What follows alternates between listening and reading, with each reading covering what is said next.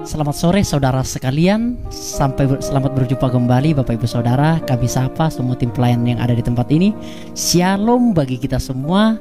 Damai sejahtera dari Kristus Yesus. Kiranya segala perlindungan, kasih karunia, pertolongan, anugerah Tuhan, damai sejahtera Tuhan kiranya melimpah bagi kehidupan Bapak Ibu Saudara semuanya.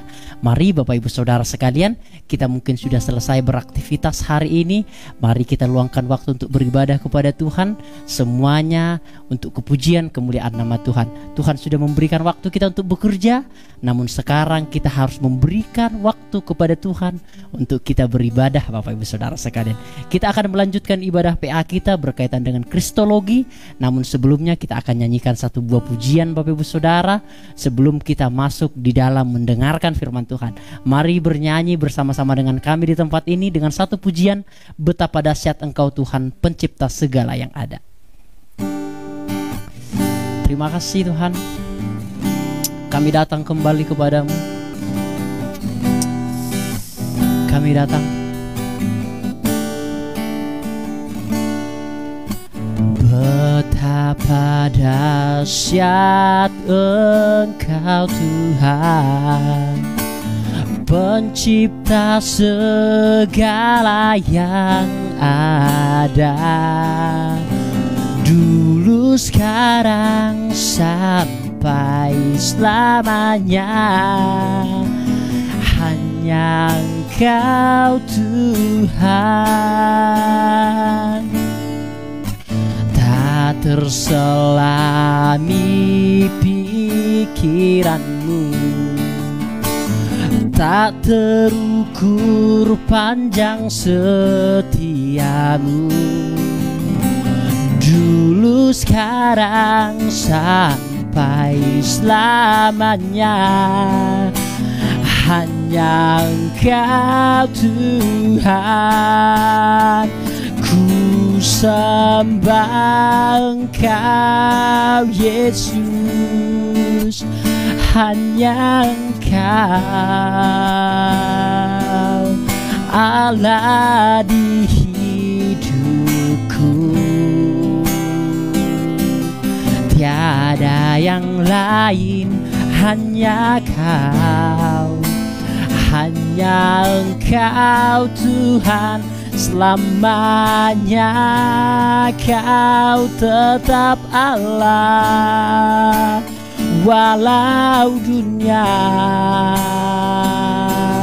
semua bergoncang, tak tergoyahkan, Kau tetap Allah. Kita akan kembali dari awal. Betapa dahsyat Engkau Tuhan.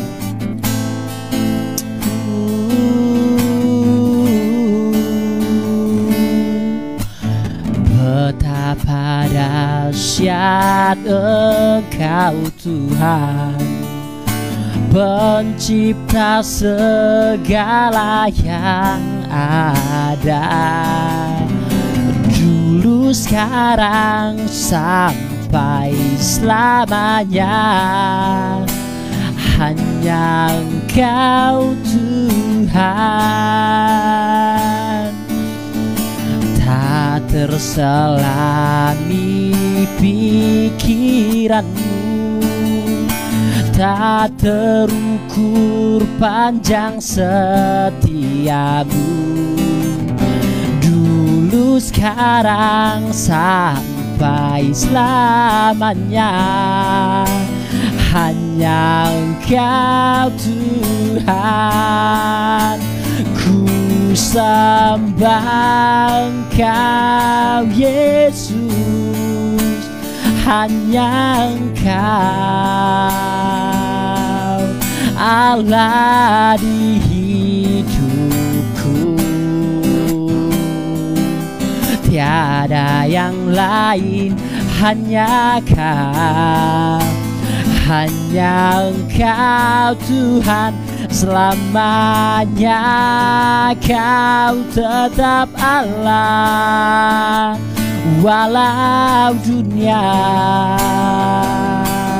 semua bergoncang.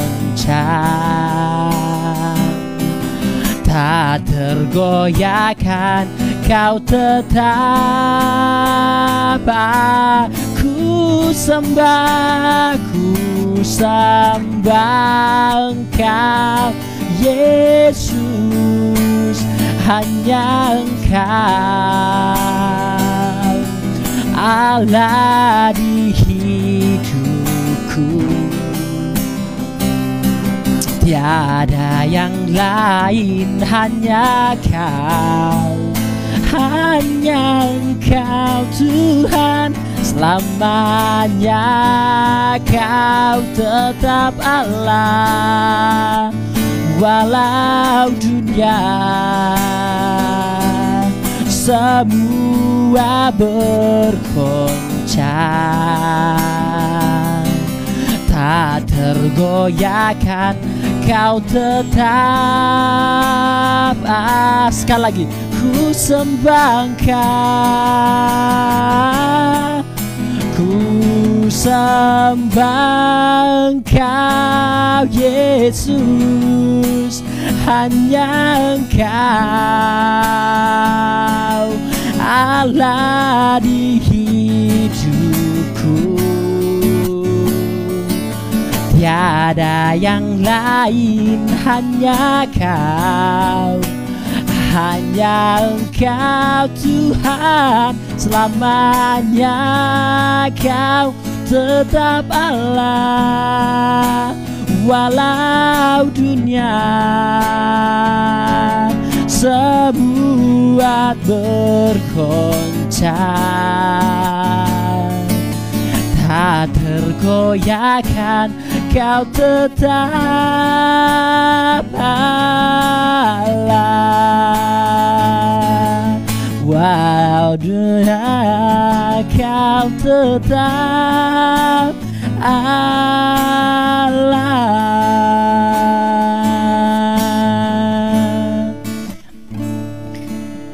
Tak tergoyahkan, Kau tetap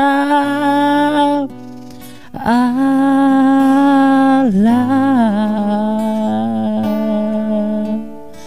Terima kasih Bapa di surga, buat hari yang begitu baik Tuhan percayakan untuk kami lalui. Kami meyakini satu hal, bahwa ketika kami ada di dalam dunia ini, bukan hanya kami bekerja, bukan hanya kami mencari uang semata, bukan hanya kami memikirkan perkara-perkara yang ada di dalam dunia itu. Ini memang penting perkara-perkara di dunia ini, namun kami tidak boleh melupakan hal yang lebih penting daripada ini, yaitu perkara-perkara yang di surga, perkara-perkara kerajaan Allah.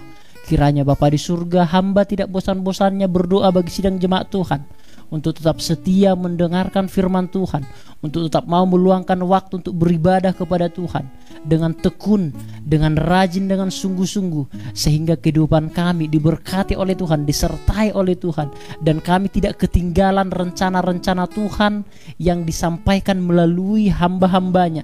Kami tidak ketinggalan berita-berita firman Tuhan yang up to date, yang semakin mencerahkan kami, yang semakin menjadikan kami dewasa, dan yang semakin menjadikan kami cerdas secara rohani. Bapa di surga, terima kasih ya Tuhan, terima kasih.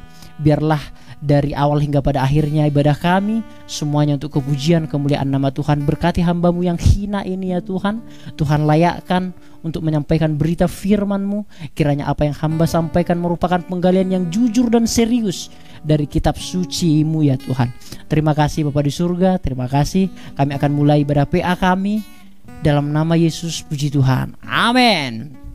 Shalom bagi kita Bapak Ibu Saudara semuanya. Bagi yang baru bergabung, selamat datang, selamat beribadah, selamat bertemu kembali. Selamat sore Bapak Ibu. Kiranya keadaan Bapak Ibu Saudara dalam keadaan sehat, dalam keadaan kuat, dan dalam keadaan disertai oleh Tuhan. Selalu setia di dalam mendengarkan firman Tuhan, selalu bersemangat, dan selalu jaga kesehatannya saudara sekalian. Mari saudara sekalian, kita akan melanjutkan ibadah PA kita yang kita tahu adalah ibadah PA yang berseri saudara sekalian.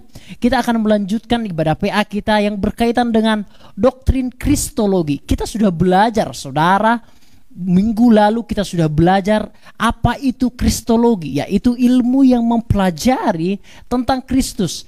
Apa itu? Yaitu tentang naturnya atau tentang keilahiannya atau tentang jati dirinya.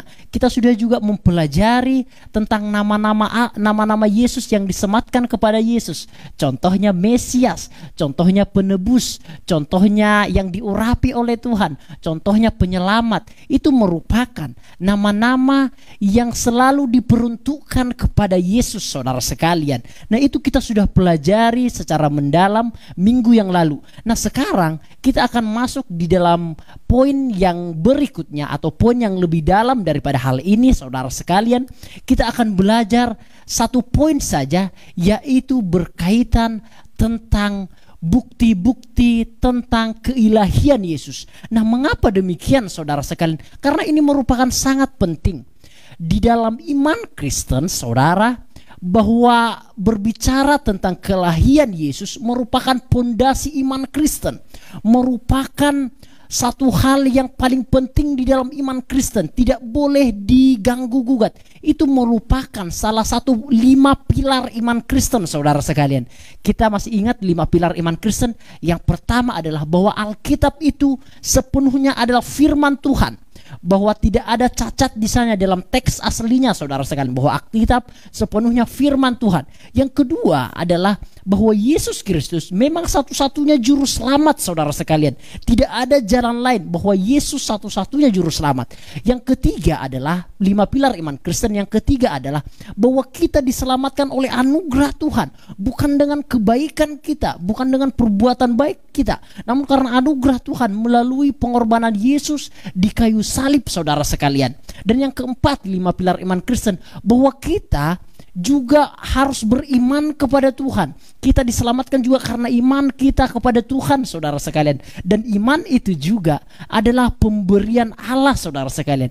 Dan yang kelima adalah bahwa ada jaminan keselamatan yang daripada Allah bagi mereka yang percaya kepada Yesus Kristus sebagai Tuhan dan Juru Selamat. Nah, 5 pilar iman Kristen ini, saudara sekalian, salah satunya adalah bahwa Yesus Kristus adalah satu-satunya Juru Selamat. Itu berkaitan dengan doktrin kristologi, saudara sekalian. Jadi ini sangat penting untuk kita ketahui, sangat penting untuk kita pelajari, saudara, karena doktrin kristologi merupakan salah satu doktrin yang paling penting di dalam iman Kristen, saudara sekalian. Kita akan masuk, saudara, yang akan kita pelajari hari ini adalah bukti-bukti tentang keilahian Yesus, saudara sekalian. Namun sebelum masuk ke sana, kita akan masuk di dalam pendahuluan terlebih dahulu, saudara sekalian.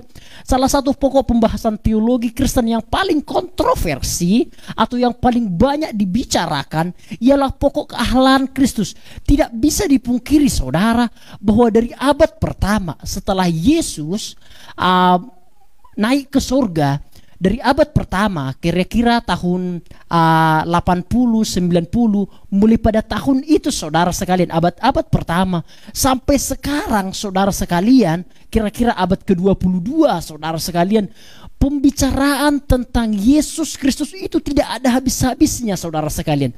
Dari abad-abad, dari abad ke abad, selalu ada saja bidat-bidat, selalu ada saja para penyesat-penyesat, selalu ada saja orang-orang yang berusaha menghancurkan iman Kristen, selalu ada saja penyesat-penyesat yang datang menyusup untuk menghancurkan iman Kristen, saudara sekalian.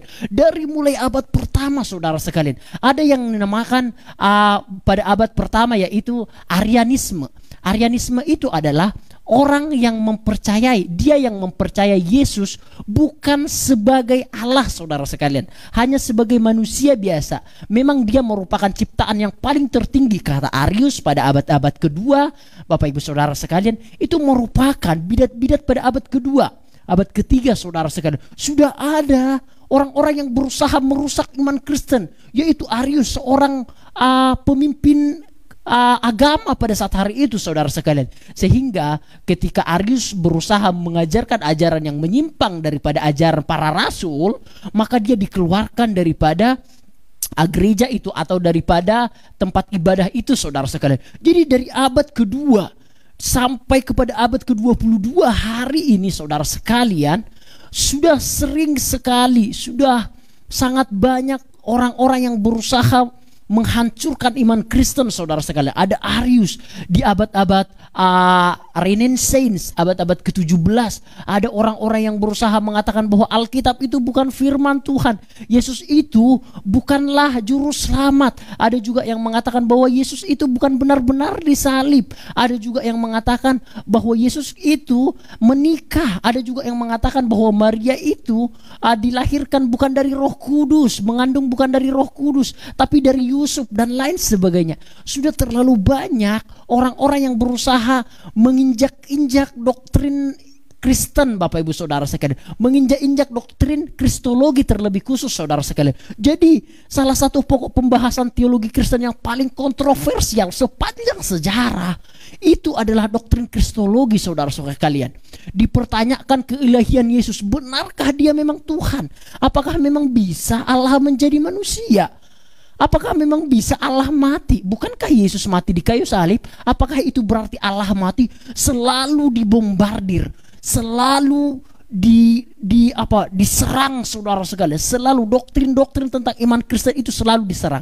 Namun saudara sekalian, yang paling bersyukur kita adalah semakin iman Kristen diserang, semakin iman Kristen itu muncul, saudara sekalian. Semakin iman Kristen itu diserang habis-habisan oleh ajaran-ajaran yang palsu, semakin dia berkembang, semakin datang hamba-hamba Tuhan, semakin muncul hamba-hamba Tuhan yang kompeten di dalam menjelaskan atau di dalam memberi sanggahan-sanggahan tentang orang-orang yang mempertanyakan iman Kristen, saudara sekalian. Jadi iman Kristen selalu dikatakan semakin dibabat, semakin merambat, saudara sekalian.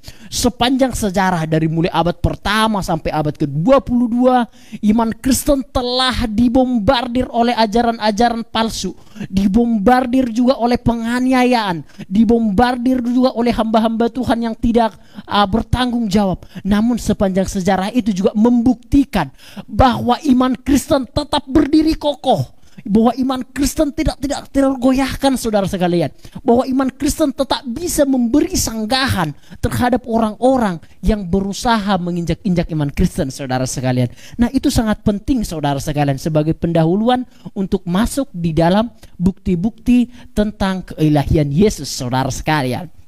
Nah, namun pada saat bersamaan, pokok ini sangat penting karena merupakan inti iman Kristen. Seperti yang saya katakan, Kristologi atau ilmu yang mempelajari tentang Kristus, semua karya-karyanya, semua natur-naturnya, semua jati dirinya, atau semua pekerjaan-pekerjaannya, yaitu berkaitan dengan doktrin Kristologi, itu semua ada di dalam doktrin Kristologi.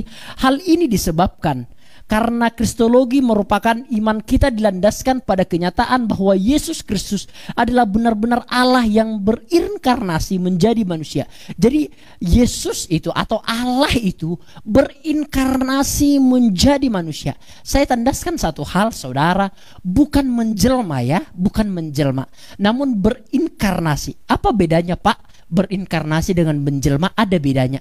Kalau menjelma biasanya, jikalau ini contoh, jikalau tikus jadi kucing atau menjelma menjadi kucing, maka tikusnya tidak ada lagi sehingga menjadi kucing. Itu namanya menjelma. Namun berinkarnasi beda. Berinkarnasi artinya jikalau Allah berinkarnasi menjadi manusia, manusianya tetap ada, Allahnya tetap ada. Nah, itu bedanya, saudara sekalian. Jadi Alkitab mengatakan satu pengertian yang begitu sangat dalam, bukan menjelma ya, namun berinkarnasi. Jadi ketika Allah berinkarnasi menjadi manusia, manusianya tetap ada, Allahnya tetap ada. Namun jikalau Allah menjelma menjadi manusia, otomatis Allahnya tidak ada, saudara sekalian, berdasarkan pengertian yang tadi. Namun Alkitab bukan mendefinisikannya sebagai menjelma, namun berinkarnasi. Artinya ketika Allah berinkarnasi masuk di dalam daging, atau Allah menambahkan di dalam dirinya daging, terjemahan lebih tepatnya seperti itu. Jadi Allah menambahkan ke dalam dirinya daging, sart, Bapak Ibu Saudara sekalian. Jadi Allahnya tetap ada, manusianya tetap ada, saudara sekalian. Jadi dia manusia sepenuhnya, Allah sepenuhnya, saudara sekalian. Itu pendahuluan untuk masuk di dalam topik yang selanjutnya, saudara. Mari kita akan masuk lebih dalam lagi. Ini sangat menarik sekali, saudara. Isu-isu populer tentang kristologi. Nah, ini penting sebelum kita masuk kepada poin selanjutnya. Isu-isu populer tentang kristologi itu sangat banyak, saudara sekalian. Tidak bisa saya catat semuanya di sini. Benarkah Yesus memang adalah Allah? Memang benarkah Allah itu berinkarnasi atau Allah itu menjadi manusia? Benarkah memang sejarah mencatat hal itu? Atau benarkah memang di dalam diri Allah memang dia berencana untuk menjadi manusia? Dan ketika ia berencana untuk menjadi manusia, apakah itu melawan kodrat Allah yang sebagai individu atau sebagai pribadi yang tidak bisa dibatasi oleh ruang dan waktu? Apakah ketika Allah berinkarnasi menjadi manusia, apakah itu melawan kedaulatan Allah? Apakah itu melawan natur Allah? Apakah itu melawan seluruh jati diri Allah, Bapak Ibu Saudara sekalian? Benarkah demikian, Bapak Ibu Saudara sekalian? Apakah benar Allah itu menjadi manusia? Itu nanti akan kita jawab, saudara sekalian. Apakah itu melawan natur Allah, melawan kehendak Allah, melawan jati diri Allah? Itu nanti akan kita bahas, saudara sekalian. Itu merupakan isu-isu kristologis. Banyak orang berkata nggak mungkin Allah menjadi manusia. Nggak mungkin. Omong kosong Allah menjadi manusia. Itu melawan kedaulatan Allah. Terus saya tanya begini, jikalau Allah tidak bisa menjadi manusia, dia bukan Allah. Allah bisa menjadi manusia, manusia yang tidak bisa menjadi Allah. Yes, logikanya terbalik, saudara sekalian. Jikalau dia Allah, dia tidak bisa menjadi manusia, dia bukan Allah, saudara sekalian. Namun manusia yang tidak bisa jadi Allah, Allah bisa jadi manusia berdasarkan kedaulatannya, berdasarkan kehendaknya, berdasarkan kemahatauannya, berdasarkan kemahakuasaannya, saudara sekalian. Itu tidak sesuatu yang sulit bagi Allah, saudara sekalian. Jika Yesus adalah Allah, mengapa dia bisa mati di kayu salib? Nah, ini kan akan kita pertanyakan. Ini ditanyakan oleh orang-orang lain. Saya pernah, Bapak Ibu Saudara, diejek. Ini saya pernah diejek. Allahmu itu matinya bugil, katanya dia gitu. Non sewu, Bapak Ibu ya. Tapi Allahmu itu matinya bugil di kayu salib, dirajam, disalib orang berdosa. Masa Allah itu pakai kolor-kolorai? Non sewu, Bapak Ibu Saudara. Namun itulah serangan-serangan dari pihak luar, saudara sekalian. Bapak Ibu harus tahu hal itu. Kita tidak boleh tutup mata lagi, Bapak Ibu Saudara sekalian. Nah, jikalau Yesus adalah Allah, mengapakah Yesus itu mati di kayu salib? Apakah Allah mati? Ingat, saudara, ingat. Yesus memiliki dikotomi. Artinya adalah dia manusia sepenuhnya, dia Allah sepenuhnya. Yang mati itu bukan Allah, namun manusianya. Nah, ini kan selesai. Kita telah menjawab satu pertanyaan yang paling sering dilontarkan oleh orang-orang yang gak bertanggung jawab. Bukan Allahnya yang mati, namun manusia Yesus yang mati. Itu jelas tertulis di dalam surat Petrus, Bapak Ibu Saudara sekalian. Matinya sebagai manusia, Rasul Paulus juga mencatatnya demikian. Dengan matinya sebagai manusia, jelas Alkitab mengatakan, bukan dengan matinya sebagai Allah, tidak mungkin, saudara sekalian. Nah, itu kan ketika kita bisa mengetahui bahwa Allah berinkarnasi menjadi manusia, artinya Allahnya tetap ada, manusianya tetap ada. Dan ketika ia mati di kayu salib, bukan Allahnya yang mati, namun manusia atau dagingnya yang mati. Allahnya tetap hidup selama-lamanya, karena Allah tidak bisa mati, saudara sekalian. Nah, kita kan sudah menjawabnya. Nah, Yesus hanyalah seorang nabi. Banyak juga yang mengatakan Yesus hanyalah seorang nabi, Pak Pendeta. Ya, dia hanya diutus kepada Bani Israel. Benarkah Yesus hanya seorang nabi? Nah, itu kan kita akan bahas nantinya, saudara.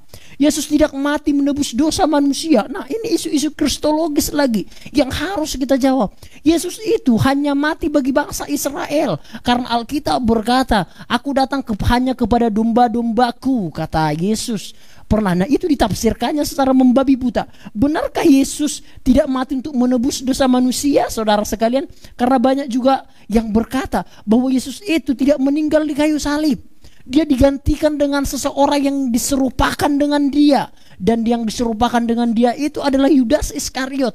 Nah, ada banyak isu-isu yang berusaha untuk merusak iman Kristen, saudara sekalian.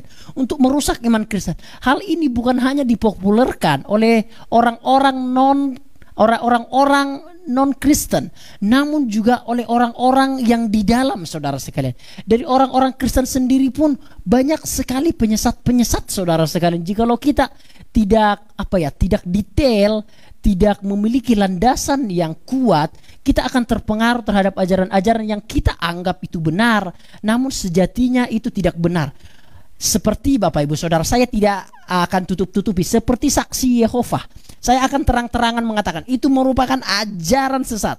Seperti Mormon, itu merupakan ajaran sesat, saudara sekalian. Dia akan berkata seolah-olah ya Yesus itu adalah Allah, namun pada akhirnya nanti dia akan berkata dia Allah yang lebih rendah daripada Bapa, dia Allah yang lebih rendah daripada Roh Kudus, dan ternyata dia ciptaan. Nah, awal-awal dia sepertinya saudara kita, namun pada akhir-akhirnya dia menusuk kita dari belakang, membunuh iman kita, saudara sekalian.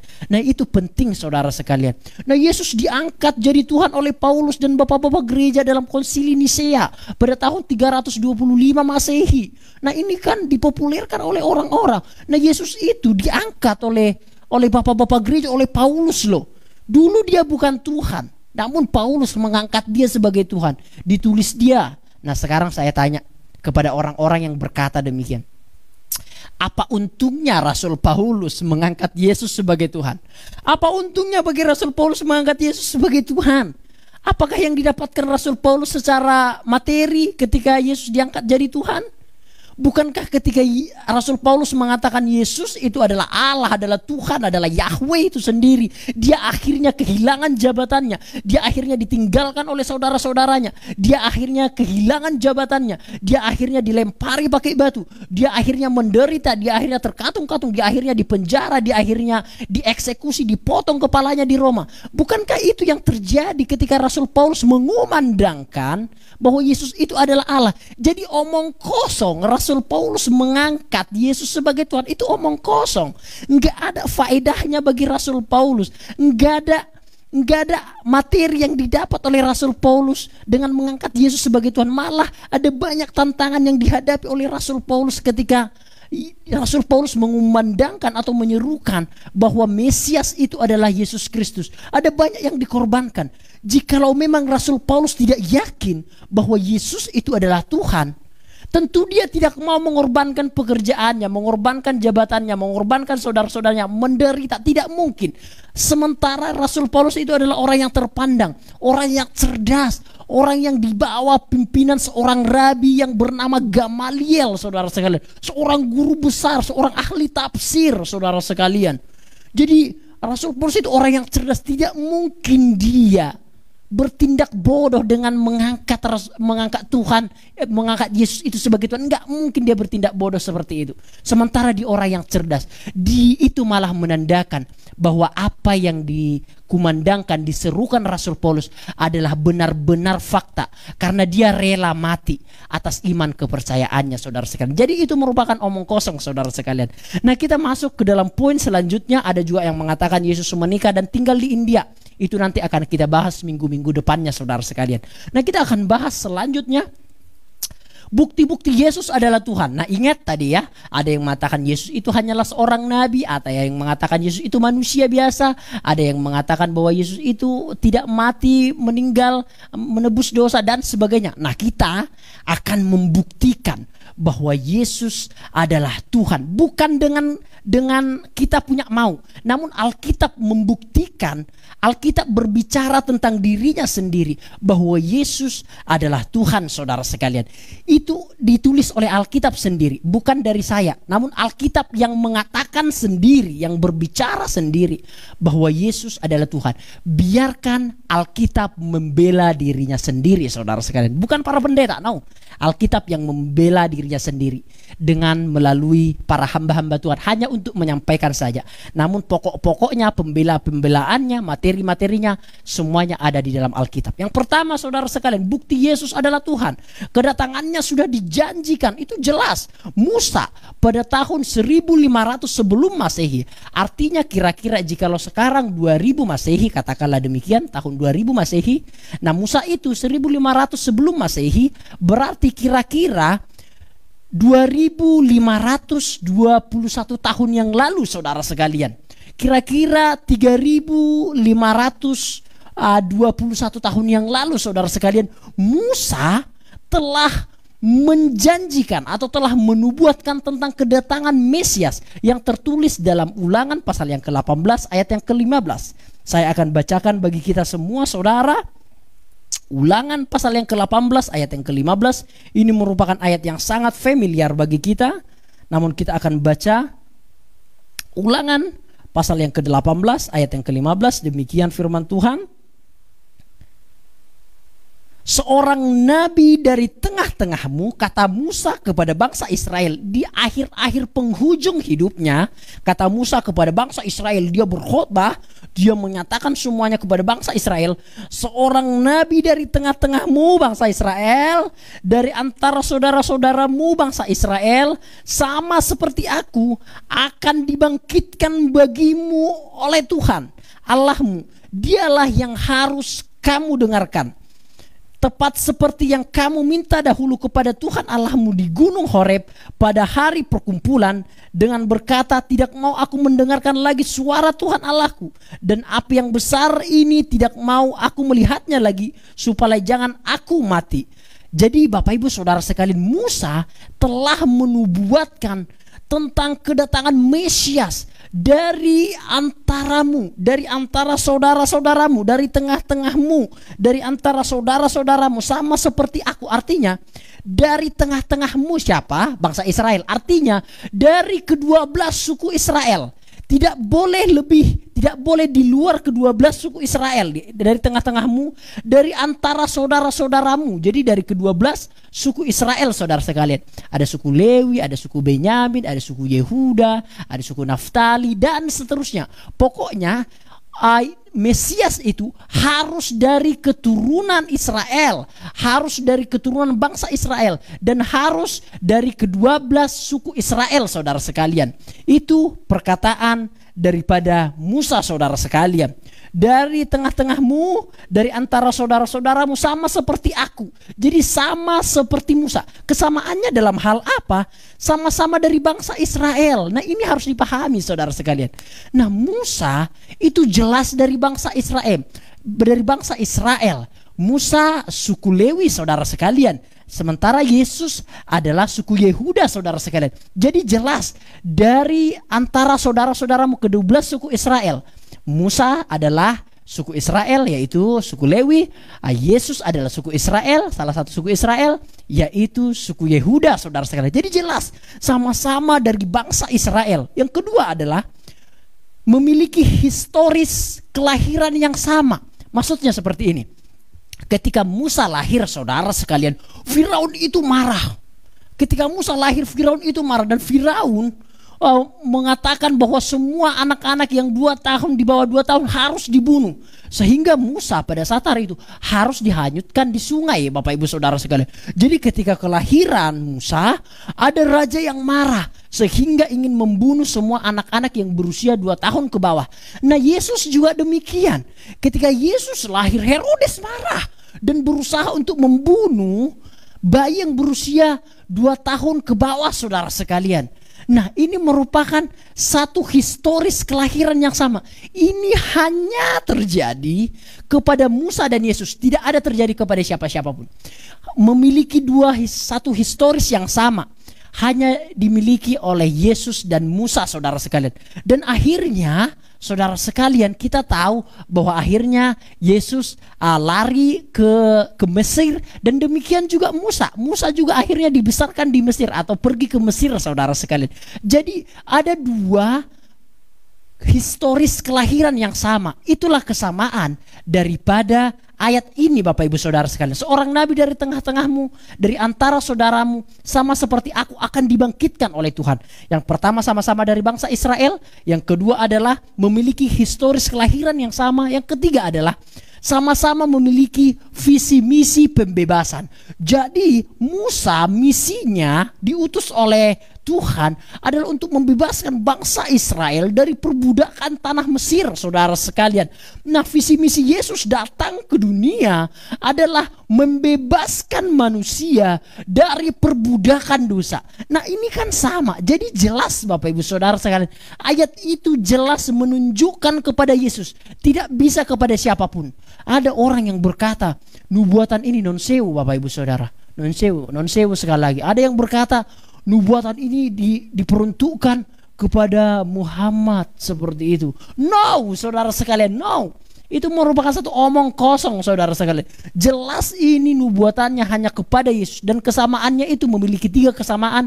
Sama-sama dari bangsa Israel, sama-sama memiliki historis kelahiran yang sama, dan sama-sama memiliki visi misi pembebasan.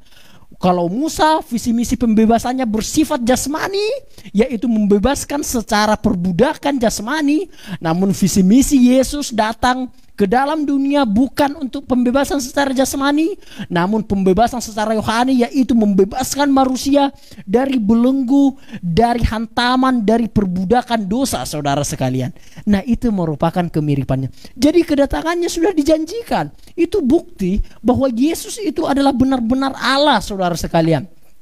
Hanya Allah yang kedatangannya itu sudah dijanjikan, saudara sekalian. Tidak ada nabi yang kedatangannya itu dijanjikan, saudara sekalian.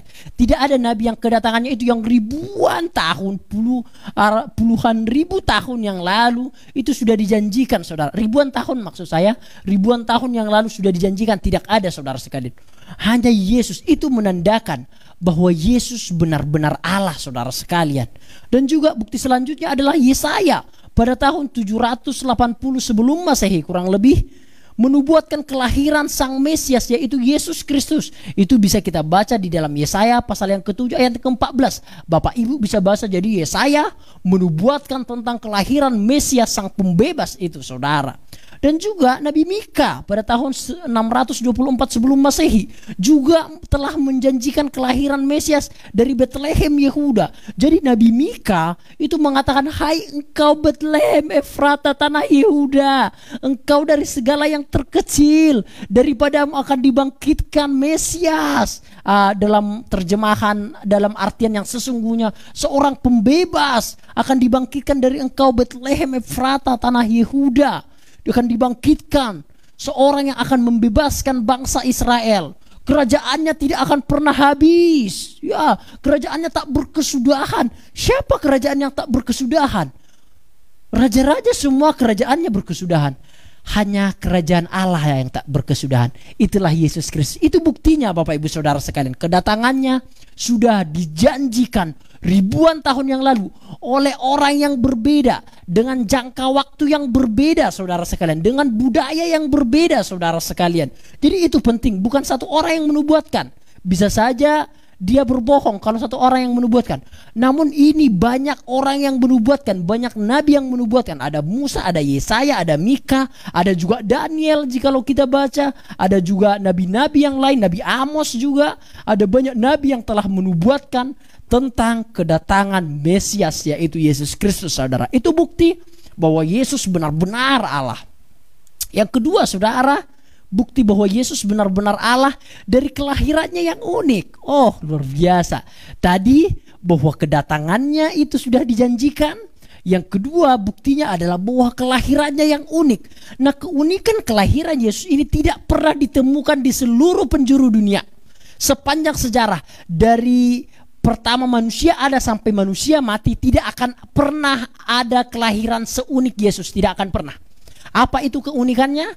Yaitu benihnya bukan dari benih laki-laki, tetapi dari Roh Kudus, saudara sekalian. Itu jelas tertulis di dalam Matius pasal yang pertama ayat yang ke-20. Saya akan bacakan bagi kita semua, supaya apa yang saya katakan bukan apa berasal dari saya sendiri, namun betul-betul firman Allah.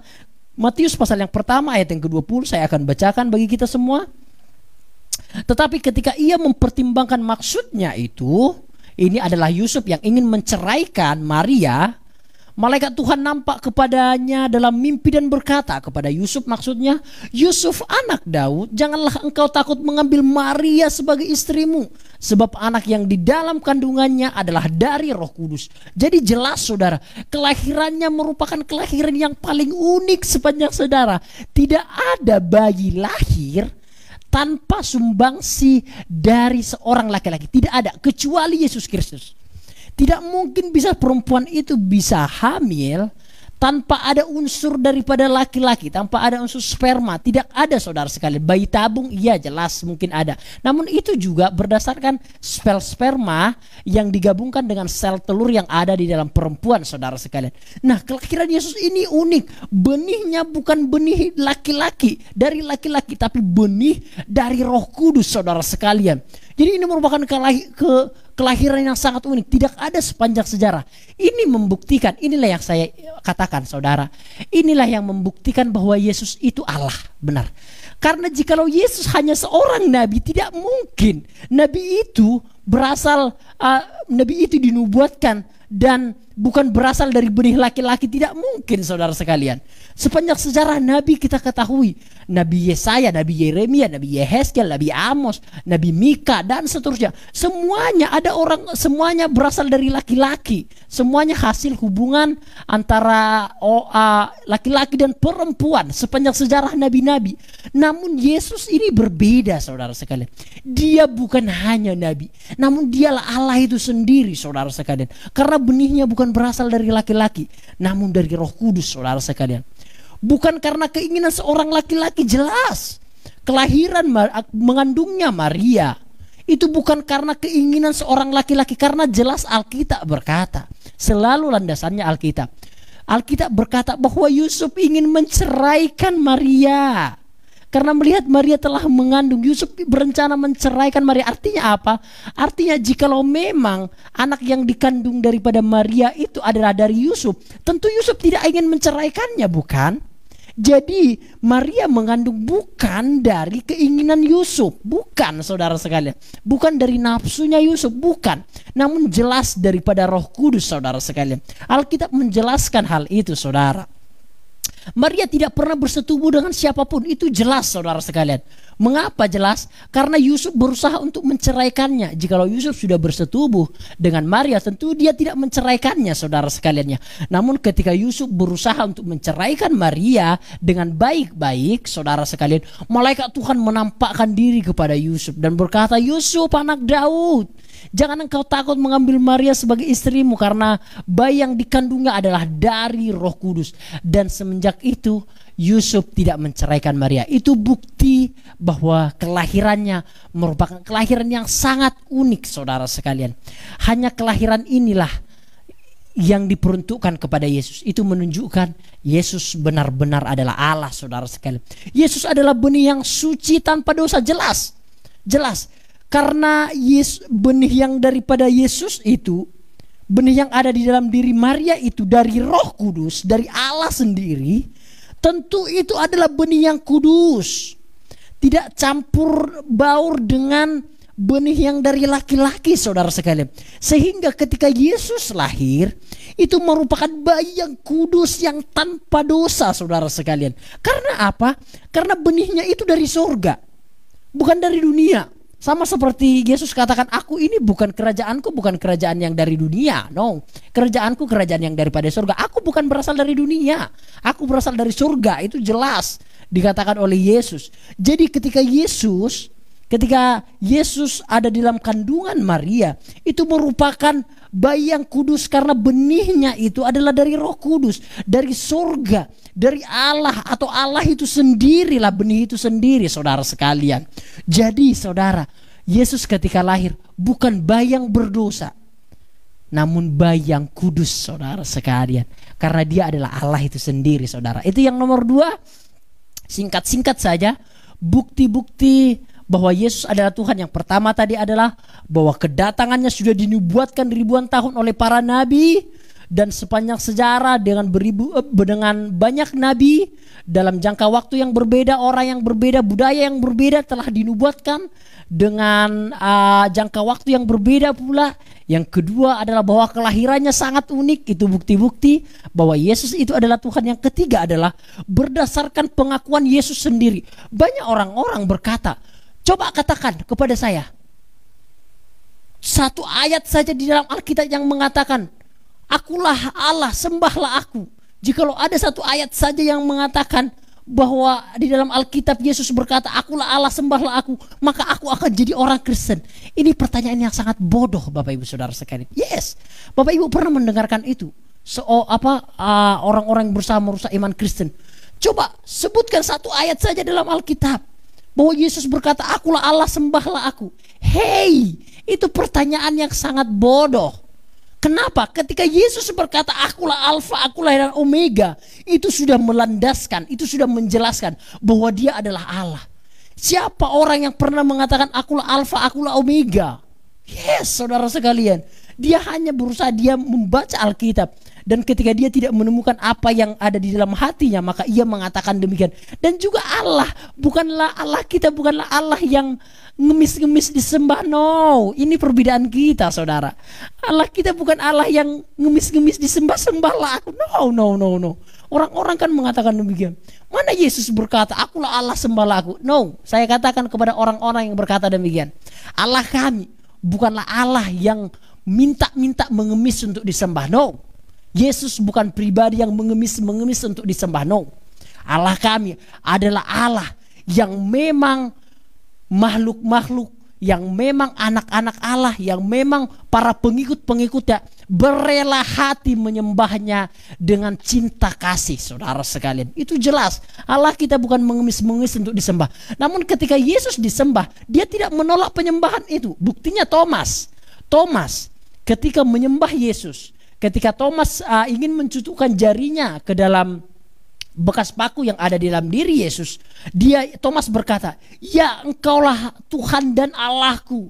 Dan Thomas menyembahnya. Yesus tidak menolak penyembahan itu.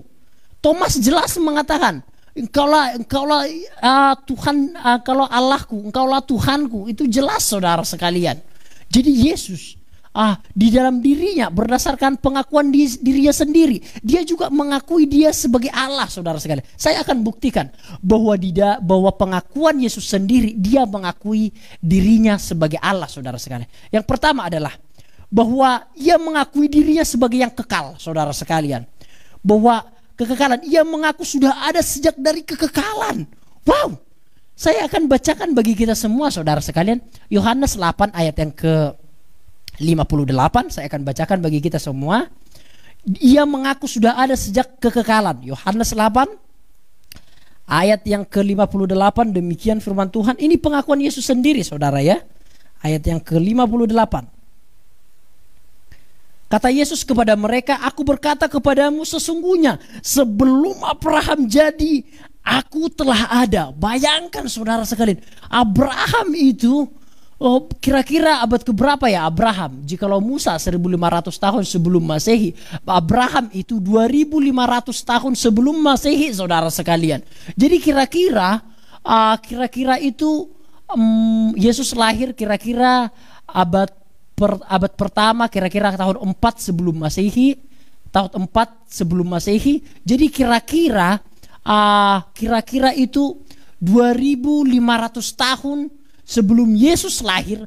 Yesus berkata kepada orang-orang Israel seperti ini, aku berkata kepadamu sesungguhnya sebelum Abraham jadi, aku telah ada. Jadi ketika Yesus lahir ke dalam dunia pada tahun 4 sebelum Masehi, seperti itu, Abraham itu sudah lahir 2500 tahun yang lalu. Jadi ketika Yesus berkata, sesungguhnya sebelum Abraham jadi, aku telah ada, itu merupakan omong kosong. Orang-orang Israel kaget-kaget. Jadi saudara sekalian, ketika Yesus berkata demikian, itu sedang menjelaskan keilahian Yesus, bahwa memang sejak purbakala ia telah ada. Bagaimana mungkin Yesus berkata sebelum Abraham ada, aku telah ada? Itu menandakan bahwa memang dahulu memang Yesus sudah ada. Sejak kekekalan ia sudah ada. Namun ketika abad keempat sebelum tahun keempat, sebelum Masehi ia baru dilahirkan, secara dagingnya baru ada. Namun kealahannya telah ada sejak purbakala, saudara sekalian. Jadi Yesus mengakui dirinya Allah. Siapa bilang tidak ada pernah Yesus mengakui dirinya sebagai Allah? Tidak mungkin ada manusia yang kekal, bukan?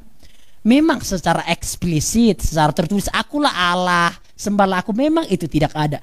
Namun ketika Yesus berkata, akulah sebelum Abraham ada, aku telah ada, itu telah membuktikan dengan sangat jelas bahwa dia adalah Allah. Itu sudah cukup bukti bahwa dia adalah Allah. Yesus juga berkata di dalam Wahyu pasal yang pertama ayat yang ke-8. Saya akan bacakan bagi kita semua Wahyu pasal yang pertama ayat yang ke-8. Ini jelas sekali. Yesus berkata, akulah Alfa dan Omega, firman Tuhan Allah yang ada dan yang sudah ada dan yang akan datang, yang maha kuasa. Jadi aku, ini perkataan Yesus, akulah Alfa dan Omega, akulah yang awal dan yang akhir. Sebelum segala sesuatu ada, aku telah ada. Dan sampai segala sesuatu terjadi, aku telah ada kepada segala sesuatu yang terjadi itu. Itu artinya Alfa dan Omega. Ini sudah cukup bukti bahwa Yesus telah menjelaskan dirinya sebagai Allah.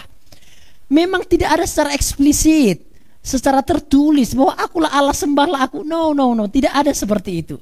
Namun ketika Yesus mengatakan aku sudah ada sejak kekekalan, itu telah cukup bukti. Itu sudah sangat-sangat cukup untuk menjelaskan bahwa Yesus adalah Allah. Itu sudah cukup fakta menjelaskan bahwa dengan pengakuan Yesus sendiri, dia mengakui bahwa dia adalah Allah, saudara sekalian. Luar biasa, ini tidak bisa dipungkiri lagi. Nah, dia juga menjelaskan dalam dirinya bahwa dia maha hadir. Ia mengaku hadir di mana-mana, saudara sekalian. Itu bisa Bapak Ibu baca di dalam Matius pasal yang ke-18 ayat yang ke-20. Terlalu banyak ayat-ayatnya. Dia akui bahwa Yesus hadir di mana-mana. Yesus juga berkata bahwa 2-3 orang yang berseru di dalam namaku, maka aku ada bersama-sama dengan mereka. Itu diartikan bahwa Yesus hadir di mana-mana. Maha hadir. Siapa yang maha hadir? Tidak mungkin ini semua diperuntukkan hanya kepada nabi. Tidak mungkin ada nabi yang kekal. Sebelum Abraham ada, dia telah ada. Enggak mungkin ada nabi yang berkata akulah Alfa dan Omega. Omong kosong. Jikalau Yesus itu hanya seorang nabi, omong kosong. Bukan saya membela Yesus, enggak. Namun Alkitab yang membela dirinya sendiri. Saudara sekalian, Alkitab yang mengatakannya, saya harus tunduk kepada Alkitab. Yesus berkata, akulah Alfa dan Omega. Itu menjelaskan bahwa dia adalah Allah, saudara sekalian. Dia juga menjelaskan melalui pengakuan dirinya sendiri bahwa ia maha tahu. Ia memperlihatkan pengetahuan tentang hal-hal yang akan dapat diketahui dan jika ia maha tahu. Jadi Yesus mengatakan hal-hal yang akan datang, yang akan terjadi. Itu dikatakan oleh Yesus di dalam Matius pasal yang ke-16 ayat yang ke-21, Lukas pasal yang ke-6 ayat yang ke-8. Bapak Ibu bisa baca nanti di rumah. Bisa Bapak Ibu baca bahwa Yesus menjelaskan hal-hal yang akan datang, Bapak Ibu Saudara sekalian. Dia maha tahu, artinya itu membuktikan bahwa Yesus adalah Tuhan, saudara sekalian. Nah, dia juga menjelaskan di dalam Matius pasal yang ke-28 ayat yang ke-20 bahwa ia maha kuasa. Ia menyatakan dirinya dengan Bapa. Di dalam Yohanes pasal yang ke-10 ayat yang ke-30 dikatakan aku dan Bapa adalah satu. Itu luar biasa, saudara sekalian. Jadi bagi orang Yahudi, Bapa itu adalah Elohim. Bagi orang Yahudi ketika berkata Bapa, itu sama dengan mengatakan Elohim. Jadi ketika Yesus berkata aku dan Bapa adalah satu, itu mengatakan hal sama demikian. Aku ini setara dengan Bapa. Aku ini adalah Allah. Aku ini adalah Elohim. Aku ini adalah Allah itu sendiri. Bukankah dengan Yesus mengakui dirinya sebagai Allah, bukankah karena hal itu Yesus akhirnya dibunuh di kayu salib, saudara sekalian? Jadi dari pengakuan diri Yesus sendiri itu ada, saudara sekalian. Karena Yesus mengakui dirinya Allah, maka itu akhirnya ia difitnah, akhirnya ia dicaci maki, akhirnya ia diolok-olok, akhirnya ia dijerumuskan untuk masuk di kayu salib, saudara sekalian. Jadi Yesus mengakui dirinya setara dengan Bapa. Artinya dia sederajat dengan Bapa. Dia adalah Allah itu sendiri, saudara sekalian. Itu bukti-bukti berdasarkan pengakuan dari Yesus sendiri, saudara sekalian. Bagian-bagian yang terakhir saudara sekalian, bukan hanya Yesus ada dalam pengakuan dirinya sendiri, bukan hanya dia mengakui dirinya kekal, dia mengakui dirinya maha kuasa, dia mengakui dirinya maha tahu, dia mengakui dirinya maha hadir, dia mengakui dirinya kekal, dia sendiri saudara sekalian. Namun bukan hanya dari dirinya sendiri, itu bisa saja omong kosong. Namun ada juga dari Yohanes. Yohanes menjelaskan di dalam Injil Yohanes, dalam Yohanes pasal yang pertama, ayat yang pertama, Bapak Ibu bisa baca di slide yang saya sediakan. Yohanes berkata, pada mulanya adalah firman, firman itu bersama-sama dengan Allah, dan firman itu adalah Allah. Sebenarnya yang dimaksudkan adalah, yang mau dikatakan Yohanes adalah, yang ilahi atau Allah itu adalah firman. Jadi theos en hologos. Jadi en arche hologos, en hologos prosponteos, en kai theos en hologos. Allah lah firman itu. Terjemahan aslinya seperti itu saudara sekalian. Jadi di dalam Yohanes pasal yang pertama ayat yang ke-14 itu nanti dikatakan, firman itu telah menjadi manusia dan diam di antara kita, dan kita telah melihat kemuliaannya, yaitu kemuliaan yang diberikan kepadanya sebagai anak tunggal Allah, penuh kasih karunia dan kebenaran. Jadi firman itu telah menjadi manusia. Firman yang mana itu? Firman yang di ayat yang pertama itu. Firman, pada mulanya adalah firman, firman itu bersama-sama dengan Allah, dan firman itu adalah Allah. Siapa firman yang menjadi manusia?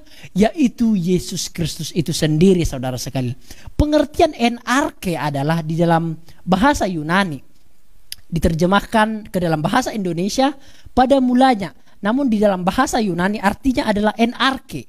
Artinya ada satu permulaan yang tidak ada batasannya. Jadi ada permulaan yang memiliki batasan. Namun en arche itu merupakan permulaan yang tidak ada batasannya. Pada mulanya di dalam kitab Kejadian, Beresit itu permulaan, namun ada jangka waktunya pada mulanya. Nah, di situ baru ada waktu. Nah, ketika en arche itu beda dengan Beresit atau pada mulanya dalam Kejadian pasal yang pertama. En arche ini pada mulanya menunjukkan kepada kekekalan di kekekalan yang dahulu, yang tidak ada batasannya. Kira-kira seperti itu terjemahan aslinya Bapak Ibu Saudara sekalian. Jadi di awal-awal mulanya, sebelum segala sesuatu, di kekekalan itu adalah firman lebih dahulu. Ibaratnya seperti itu saudara sekalian. Jadi itu membuktikan, Yohanes membuktikan bahwa Yesus yang adalah firman itu adalah Allah yang kekal, yang akhirnya menjadi manusia saudara sekalian. Di dalam ayat yang ke-14 tadi, Yohanes 1 ayat yang ke-14, firman itu telah menjadi manusia. Jadi kesaksian Yohanes ini cukup sah untuk dijadikan pegangan bahwa Yesus itu adalah Allah, tidak bisa dibantah lagi saudara sekalian. Ada juga pengakuan dari penulis surat Ibrani, itu bisa kita baca di dalam surat Ibrani pasal yang pertama. Saya akan bacakan bagi kita semua, ini mungkin ayat terakhir bagi kita saudara.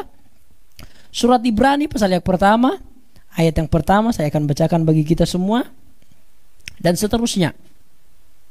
Setelah pada zaman dahulu Allah berulang kali dan dalam pelbagai cara berbicara kepada nenek moyang kita dengan perantaraan nabi-nabi, maka pada zaman akhir ini Ia telah berbicara kepada kita dengan perantaraan anaknya, yang telah Ia tetapkan sebagai yang berhak menerima segala yang ada. Oleh Dia Allah telah menjadikan alam semesta. Perhatikan, oleh Dia, oleh Yesus maka alam semesta itu jadi. Jadi Yesuslah yang terlibat juga di dalam penciptaan alam semesta itu. Itu berarti bahwa Yesus memang sudah ada sejak kekekalan, yaitu menciptakan langit dan bumi saudara sekalian. Langsung next kepada ayat yang ke-5, saya akan bacakan ayat yang ke-5. Karena kepada siapakah di antara malaikat itu Ia pernah berkata, anakku engkau telah kuperanakkan hari ini. Kata hari ini menunjukkan kepada kekekalan saudara sekalian. Jadi kata hari ini di dalam terjemahan aslinya adalah, itu bukan menunjukkan pada hari itu, pada hari Senin, enggak, tapi pada kekekalan, bahwa memang Yesus itu adalah Allah. Itu Bapak Ibu Saudara sekalian. Itu penjelasan-penjelasan yang sulit memang di dalam Alkitab. Hari ini itu bukan menjelaskan satu hari yang bisa dihitung, enggak, namun satu hari yang pada kekekalan saudara sekalian. Nah, itu merupakan kesaksian surat Ibrani yang menjelaskan bahwa Yesus itu memang sudah ada sejak kekekalan. Dia yang turut menciptakan alam semesta, karena dengan Yesus ia telah menjadikan segala sesuatu, dan oleh dialah Allah telah menjadikan alam semesta, saudara sekalian. Nah, itu kesaksian daripada Yohanes tadi, kesaksian daripada penulis surat Ibrani, dan juga yang terakhir adalah kesaksian Rasul Paulus. Ini poin yang terakhir, saudara sekalian, kesaksian daripada Rasul Paulus dalam surat Kolose pasal yang pertama ayat yang ke-15 sampai yang ke-20. Bapak Ibu bisa baca. Ini kesaksian Rasul Paulus. Paulus menuliskan bahwa sang anak adalah gambar atau ikon. Di dalam bahasa Yunani itu dinamakan ikon. Makanya sekarang jadi bahasanya adalah ikon, seperti itu. Seperti apa ya? Seperti sudah mulai pembaharuan pengertian, Bapak Ibu Saudara sekalian. Namun dalam bahasa Yunani itu ikon dari Allah yang tidak kelihatan. Ayat yang kelima, di dalam dia Yesus, oleh dia dan untuk dia segala sesuatu diciptakan dan terpelihara, saudara sekalian. Jadi bahwa sang anak itu, yaitu Yesus itu adalah gambar Allah. Maksudnya seperti ini, dia yang mewakili Allah. Dia itu seperti ini, Allah kan gak kelihatan nih kan, Allah itu adalah roh. Bagaimanakah supaya Allah itu kelihatan? Nah, Allah itu supaya kelihatan itu, dia menyatakan dirinya di dalam diri Yesus Kristus. Nah, jadi Yesus itu sebagai ikon, sebagai gambar Allah, sebagai perwakilan Allah, atau sebagai diri daripada Allah yang kelihatan, saudara sekalian. Anak Allah, Bapak Ibu Saudara ya, bukan Allah anak, Bapak Ibu Saudara ya, tapi anak Allah, saudara sekalian. Sekarang mungkin Bapak Ibu berkata, mengapa anak Allah? Apakah Allah beranak? No, Bapak Ibu Saudara, no. Saya tidak akan bosan-bosannya mengatakan demikian. Ketika Alkitab berkata anak Allah, itu bukan sedang berbicara bahwa Allah itu beranak, enggak. Anak kunci ada, tapi kita enggak pernah pusing dengan ibu kunci, mencari ibu kunci. Mana ada anak kunci yang hilang itu? Kita enggak pernah bilang, mana ibu kuncinya? Kalau ada anak kunci, ibu kuncinya mana? Kan kita kan enggak pernah pusing dengan hal itu. Atau itu anak tangganya lagi patah, anak tangga itu lagi patah, atau anak tangga itu terlalu tinggi. Kita enggak pernah mengatakan ibu tangga itu terlalu tinggi. Iya kan? Jadi itu hanyalah sebuah istilah. Ketika ada anak Allah, istilah anak Allah, itu tidak sedang menjelaskan bahwa Allah itu beranak, ada ibu Allah, ada bapak Allah. Enggak ada, Bapak Ibu Saudara sekalian. Namun itu hanyalah sebuah istilah, saudara sekalian, yang menjelaskan keakraban, yang menjelaskan bahwa biasanya anak itu mewakili ayahnya. Namun di dalam pengertian ini lebih dalam, bahwa Yesus adalah Allah itu sendiri, saudara sekalian. Dia yang mewakili Bapa, dia yang mewakili Roh Kudus yang ada di dalam dunia ini, saudara sekalian. Itu kesaksian Rasul Paulus di dalam surat Kolose. Dalam ayat yang ke-19 Paulus juga menyimpulkan, karena seluruh kepenuhan Allah berkenan diam di dalam dia. Jadi seluruh kepenuhan Allah, seluruh jati diri Allah, seluruh itu natur-natur daripada Allah yang ada dalam diri Allah, baik itu kekuatan, baik itu kemahakuasaan, baik itu kepandaian, baik itu kepintaran, kemahatahuan, kemahahadiran, semuanya itu berdiam di dalam diri Yesus Kristus, saudara sekalian. Oleh sebab itu dia nggak mungkin seorang nabi saja, no, omong kosong, karena seluruh kepenuhan Allah berkenan diam di dalam diri Yesus Kristus. Alkitab sendiri yang menceritakan dirinya, Bapak Ibu Saudara sekalian. Dan yang terakhir adalah hal yang sama dalam Kolose pasal yang kedua ayat yang ke-9, sebab di dalam dialah berdiam segala jasmania, seluruh kepenuhan kealahan.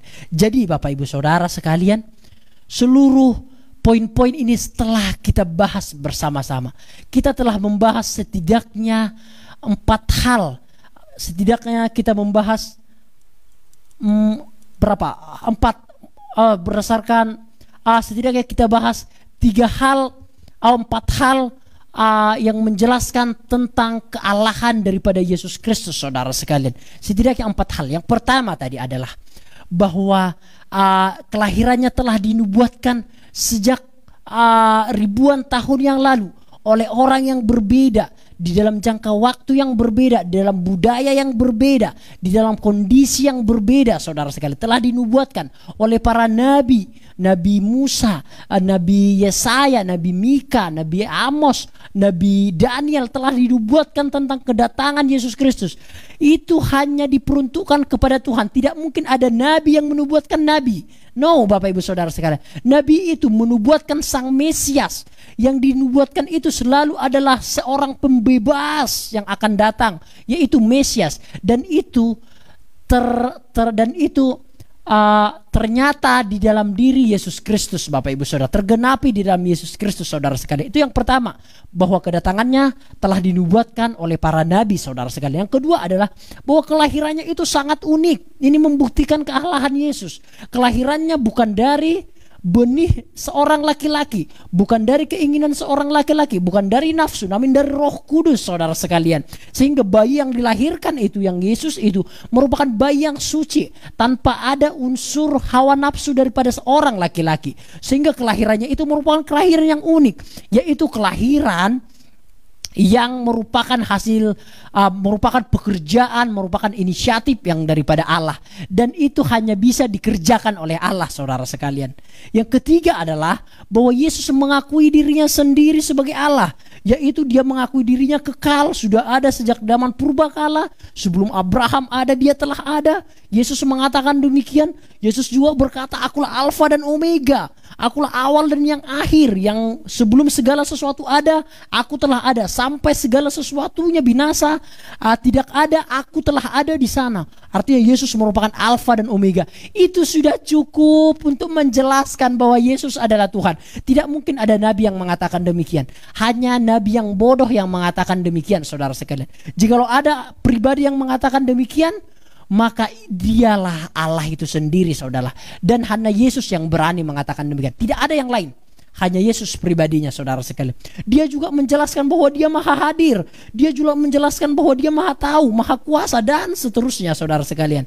Itu pengakuan dari dirinya sendiri. Namun juga ada pengakuan daripada para rasul, yaitu Yohanes juga mengakui bahwa Yesus itu sudah ada dari kekekalan. Bahwa penulis Ibrani juga mengakui bahwa Yesus sudah ada sejak kekekalan. Dia yang menciptakan langit dan bumi. Segala sesuatu diciptakan karena dia, oleh dia, dan untuk dia. Dan juga Rasul Paulus juga mengakui bahwa seluruh kepenuhan Allah berdiam di dalam Yesus Kristus. Bahwa segala sesuatu diciptakan hanya untuk Yesus Kristus, saudara sekalian. Dialah Allah, dialah pencipta, dialah juru selamat, dialah penyelamat, dialah yang menebus dosa, dialah yang menyelamatkan kita dari segala dosa, Bapak Ibu Saudara sekalian. Bapak Ibu Saudara sekalian, kelahiran Yesus di kayu salib, kelahiran Yesus di kandungan Maria, Bapak Ibu Saudara sekalian, itu merupakan pemberian yang paling indah. Itu merupakan satu sejarah yang paling agung sepanjang sejarah manusia.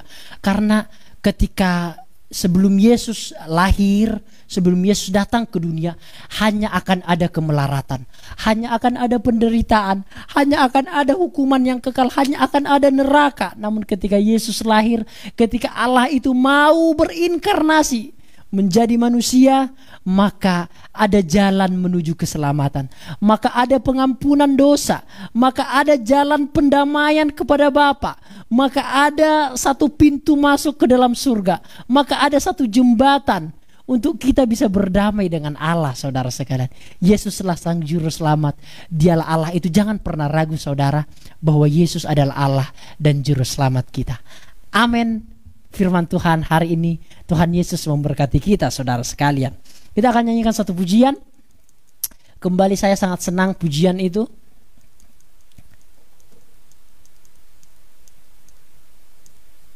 Betapa dahsyat Engkau Tuhan, pencipta segala yang ada, dulu, sekarang, sampai selamanya. Yuk, kita bernyanyi bersama-sama, Bapak Ibu Saudara, bersyukur atas pengorbanan Yesus Kristus, atas anugerah Yesus Kristus. Dialah Allah, dialah juru selamat kita yang membebaskan kita dari segala dosa. Terima kasih Tuhan. Betapa dahsyat Engkau Tuhan, pencipta segala yang ada, dulu, sekarang, sampai selamanya. Hanya Engkau Tuhan. Katakan bersama-sama. Tak terselami pikiranmu, tak terukur panjang setiamu. Dulu, sekarang, sampai selamanya. Hanya Engkau Tuhan. Ku sembah Engkau Yesus. Hanya Engkau Allah di hidupku. Tiada yang lain, hanya Kau.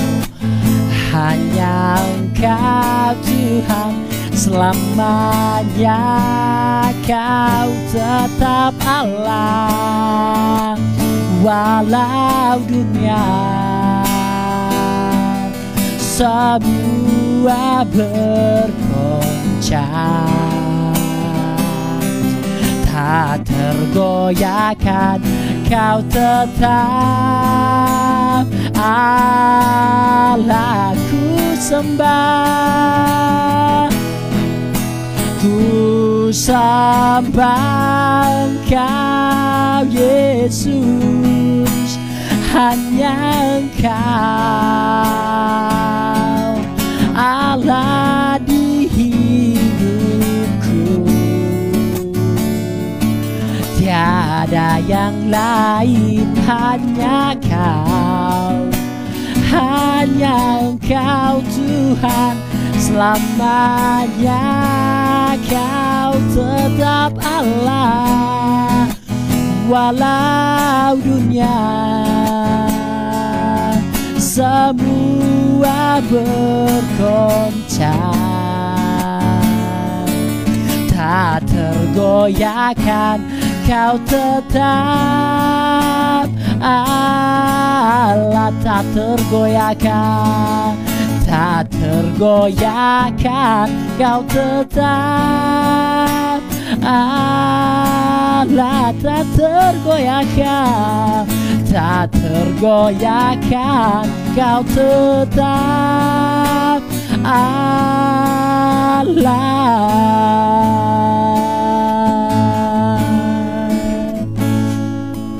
Bapa di surga, apa yang kami bahas merupakan apa yang Alkitab itu jelaskan sendiri. Kami tidak menambahi, kami tidak mengurangi.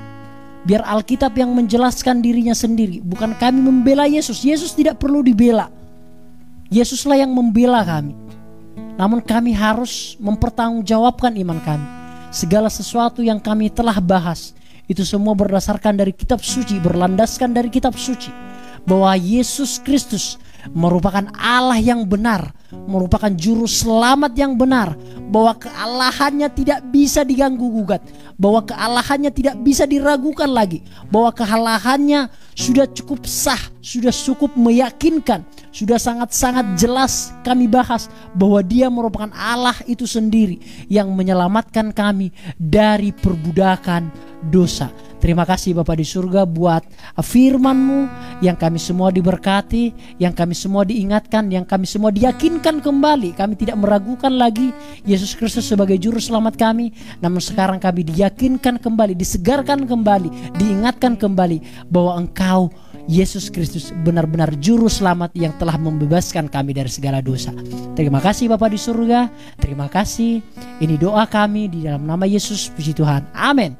Bapak Ibu Saudara, pengumuman yang ingin saya bagikan yang pertama adalah bagi Bapak Ibu yang ingin mempersembahkan persembahan pembangunan gereja, karena kita sudah masuk di dalam pembangunan gereja Bapak Ibu Saudara sekalian, mungkin sudah masuk ke minggu kedua. Jadi bagi Bapak Ibu yang ingin terlibat, yang tergerak hatinya untuk mempersembahkan persembahan dalam pembangunan gereja Tuhan, kiranya boleh mempersembahkannya, membuatnya dalam amplop dengan tulisan persembahan untuk pembangunan gereja. Boleh langsung menghubungi saya pribadi. Jikalau Bapak Ibu sibuk, boleh menghubungi saya akan mengambilnya dan langsung menyerahkannya kepada bendahara gereja. Kita boleh juga menghubungi Kak Olpi, nanti Kak Olpi akan ambilnya. Kami semua siap sedia melayani Bapak Ibu Saudara. Bapak Ibu, mari Bapak Ibu Saudara sekalian, mari kita bersama-sama bergandeng tangan, bekerja sama, bergandeng tangan. Bukan seberapa banyak yang kita persembahkan, enggak. Namun seberapa tulus kita mempersembahkannya. 10.000 enggak masalah Bapak Ibu Saudara. Saya pribadi mengatakan demikian. 10.000 enggak masalah jikalau itu memang sesuai dengan kemampuan kita. No, Tuhan tidak melihat seberapa banyak yang kita persembahkan, enggak. Namun seberapa tulus kita mempersembahkannya saudara sekalian. Jadi mari Bapak Ibu kita sama-sama bergandeng tangan untuk pembangunan rumah ibadah ini supaya kita juga nyaman di sana. Nah yang kedua Bapak Ibu Saudara, jikalau ada Bapak Ibu yang ingin didoakan rumahnya, tokonya atau ulang tahun, boleh langsung saja menghubungi saya pribadi, Kak Olpi. Kami semua siap sedia selalu melayani Bapak Ibu Saudara sekalian. Ibadah tetap berjalan seperti biasa, dan ibadah PA, ibadah kaum muda, ibadah sekolah minggu, ibadah raya tetap berjalan seperti biasa saudara sekalian. Demikian pengumuman yang saya bagikan. Mari kita tunduk kepala, kita akan akhiri ibadah kita. Bapa di surga, kami telah mengakhiri ibadah kami. Berdoa bagi sidang jemaat Tuhan dimanapun berada, kiranya kesehatan keluarga pekerjaannya diberkati oleh Tuhan, dijauhkan dari segala mara bahaya, menjadi keluarga yang harmonis. Kiranya damai sejahtera, pertolongan, perlindungan Tuhan selalu melimpah di dalam kehidupan sidang jemaat Jatiroto maupun sidang jemaat GPT Lumajang. Terima kasih Bapak di surga. Hamba juga berdoa bagi sidang jemaat yang mengalami pergumulan, kiranya Tuhan berikan kekuatan, Tuhan berikan jalan keluar di dalam menghadapi pergumulan-pergumulan yang ada.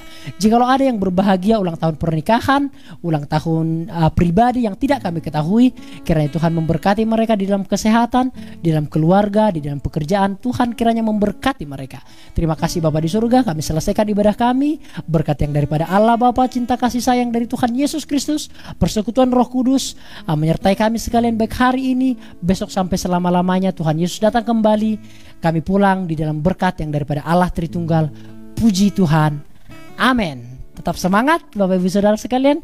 Jangan lupa jaga kesehatan, jangan lupa minum air hangat, jangan lupa berdoa, dan jangan lupa selalu beribadah kepada Tuhan. Shalom, Tuhan Yesus memberkati.